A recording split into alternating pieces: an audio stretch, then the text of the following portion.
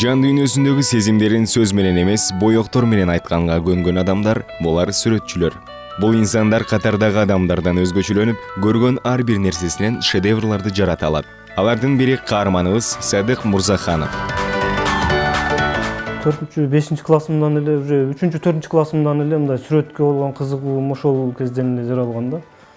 Өзүм атам дагы сүрөтчү.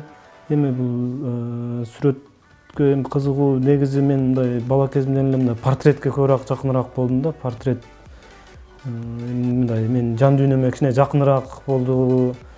Мындай пейзаж же мындай натюрморт, мындай багыттары көп да мындай.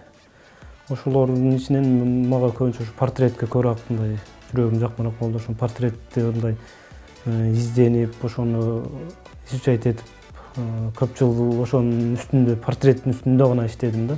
Атасынын өнөрүн улаган сүрөтчү алган билим тажрыйбасын Кыргыз-Түрк Манас университетинин көркөм өнөр факультетинин живопись бөлүмүндө студенттерге бөлүшүп келет.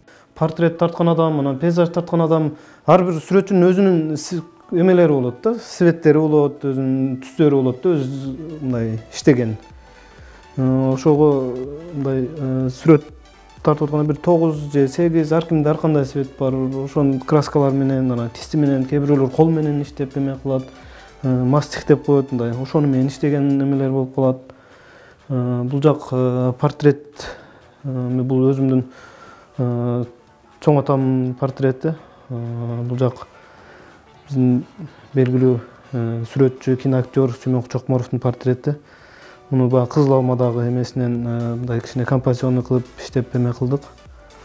Бул жактагы биздин белгилүү актер Дүйшөн Байдыбетовдун портрети. Композиция деп бир мындай балдардын эмеси, баягы айылдагы ойноп аткандай бир эмесин ошондой иштеп көрдүм да муну дагы. Бул студент маалда иштелген ишим.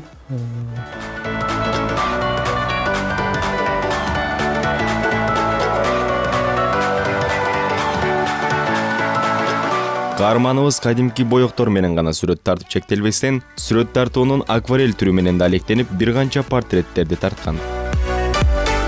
Акварель аябай татаал эме болот. Бул суу менен кагазга иштөө да. Бул өзүм атамдын портретин иштегем, мында отургузуп алып эметип.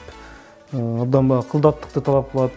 Себеби будан мындай ката кетирбешиң керек да. Үстүнөн кайра берип же оңдогонго мүмкүн эмес.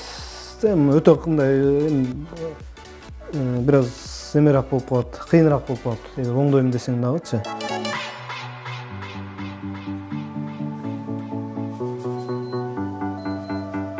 Жогоруда сөз кылгандай, Садык Мурзаханов портреттерди көбүрөөк тартат. Эң башкысы каарманыбыз тарткан казак элинин ажоосунун портретин өлкө башчыбыз Сооронбай Жээнбеков Нурсултан Назарбаевга өзү белек кылган. Мындан сырткары каарманыбыз атактуу Лучиано Паваротинин портретин тартып, Италия элине белек кылган.